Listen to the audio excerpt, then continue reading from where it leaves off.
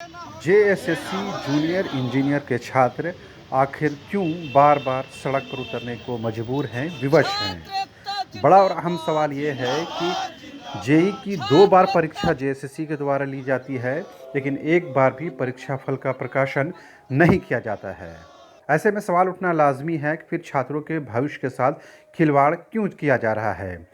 शनिवार के दिन भी राजधानी रांची के राजभवन के पास बड़ी संख्या में जेएसएससी जेई के छात्र जुटे और उन लोगों ने सरकार से अपनी समस्याओं को लेकर के अपनी बातें रखीं। दरअसल इस पूरे विवाद का एक दिलचस्प पहलू ये भी है कि इस पूरे विषय को लेकर के यानी जैसे ही झारखंड में नियोजन नीति हाईकोर्ट के द्वारा रद्द होती है, उसके बाद जेएसएससी जेई की परीक्षा को लेकर के छात्रों का जो वर्ग है वो 2 गुटों में बंट जाता है।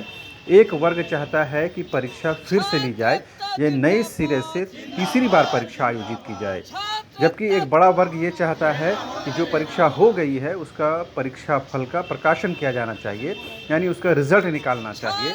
दोनों ही वर्गों की, दोनों ही गुटों की अपनी दलील है, लेकिन इसका निर्णय तो जेएसएससी को करना है या फिर सरकार को करना है। लिहाजा बड़ा और अहम सवाल ये है कि छात्र फिर आखिर क्यों सड़क पर उतर रहे हैं। अगर इस विवाद को आप दरकिनार भी कर दें तो एक बात समझने वाली ये है कि झारखंड में जो भी थोड़ी बहुत नियुक्तियां हो रही हैं वो कोर्ट के यानी जुडिशियरी के इंटरफेरेंस के बाद ही हो रही हैं। लिहाजा तमाम छात्रों को जुडिशियरी से बहुत ज़्यादा उम्मीदें हैं। अब एक बार चूंकि ये नियोजन नीति रद्द हो गई है, लिहाजा अब गेंद जो है वो सरकार के पाले में आ गई है।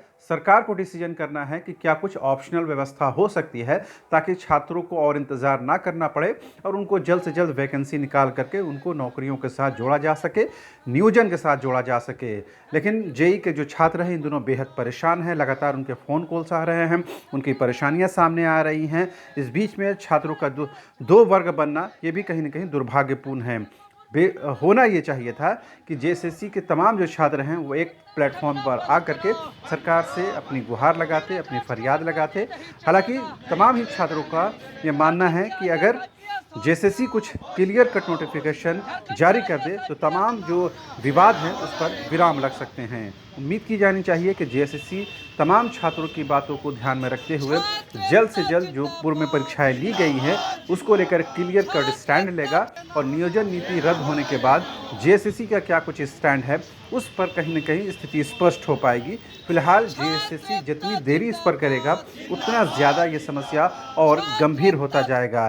कहीं न कहीं ये झारखंड के लिए और झारखंड के बेरोजगार नौजवानों के लिए एक दुर्भाग्यपूर्ण विषय होगा। धन्यवाद।